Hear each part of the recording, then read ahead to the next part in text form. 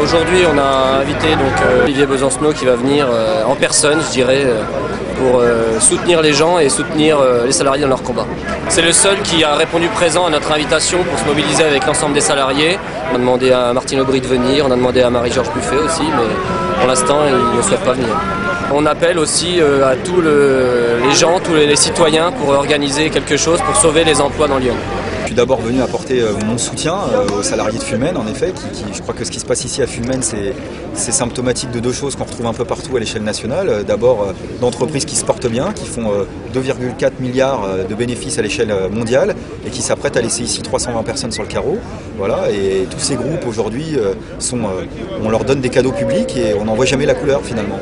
Et puis c'est doublement symbolique parce qu'ici il y a des gens qui résistent avec d'autres salariés de d'autres sites qui sont concernés et je crois que c'est à l'image de ce qu'il faudrait au niveau national, c'est une fédération de toutes les forces sociales, syndicales, politiques, des salariés eux-mêmes qui résistent et qui ne veulent pas des licenciements, qui veulent les interdire et nous on aimerait qu'il y ait une initiative nationale qui voit le jour. Je me suis rendu en Guadeloupe et en Martinique, pas pour aller en vacances mais parce que vous savez qu'il y a une grande mobilisation sociale.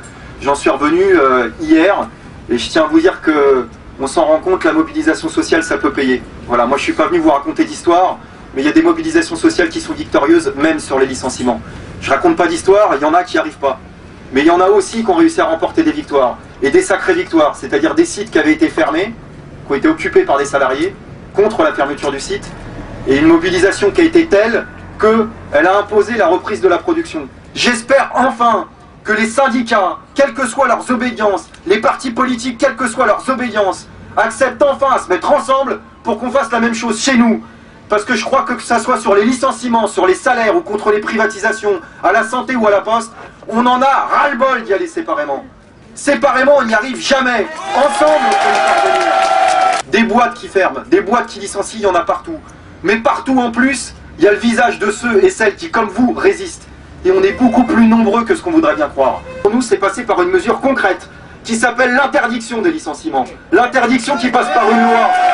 Et pour nous, et pourquoi ? Parce qu'on sait que tous les groupes qui sont présents, y compris sur ce site, à un moment ou à un autre, ils ont palpé de l'argent public. À un moment ou à un autre, ils ont eu l'accord, le bénéfice d'un coup de main de la part des pouvoirs publics. Si on est capable de donner l'argent public, les pouvoirs publics devraient être capables de taper du poing sur la table pour récupérer l'argent public et les cadeaux qu'on leur a fait, pour permettre à la production de continuer, de faire en sorte qu'il n'y ait aucun licenciement. C'est bien beau d'avoir un discours, à un moment donné il faut passer aux actes. Nous on serait à la tête d'un conseil régional, ce qu'on ferait, peut-être que ça ne changerait pas la face du monde, mais on porterait plainte pour tous les groupes aujourd'hui qui font des bénéfices et qui licencient quand même pour détournement de fonds publics, pour qu'il y ait enfin une jurisprudence et que ça aide les salariés dans leur mobilisation. Et Fulmen, c'est doublement symbolique. C'est symbolique d'abord d'une crise économique à bon dos. Et puis c'est deuxièmement symbolique parce qu'il y a une résistance et qu'il y a des gens qui se laissent pas faire. Je suis là pour soutenir d'abord et leur dire qu'ils ne sont pas seuls, d'ores et déjà, voilà, et que nous, on s'engage à relayer ce combat-là au niveau national.